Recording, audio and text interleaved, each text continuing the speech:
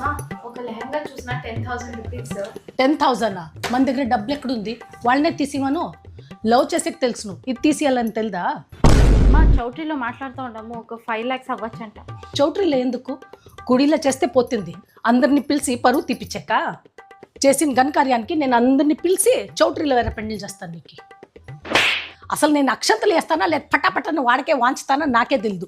పదా అమ్మా మీకు ఈ కొత్త బట్టలు ఎట్లా, పోయి షాపింగ్ చేద్దామా? అమ్మ తల్లి, నువ్వు చేసిన పెద్ద ఘనకార్యానికి మా దగ్గర ఉండే బట్టలే వేసుకొని వస్తాం. మాకేం కొత్త బట్టలు వద్దు. ఇప్పుడే సిగ్గుచేటగా ఉంది ఎవరినన్నా పిలియాలంటే కూడా. కొత్త శారీ వేసుకొని పోజు కొట్టినంటే పద్మ ఆంటీని అందరికి చెప్పుకొని తిరుగుతుంది. సిగ్గు లేకుండా కూతురు ఆ లవ్ మ్యారేజ్ చేసుకుని ఉంది, దాంట్లో ఆమె బిల్డప్ చూస్తావా? అదేమన్నా అరేంజ్ మ్యారేజ్ చేసింటే ఆమెను పట్నా ఇండదు. అవసరమా నాకే? అందరికి తెలిసిందనుకో పరువు ఎంత పోతుంది.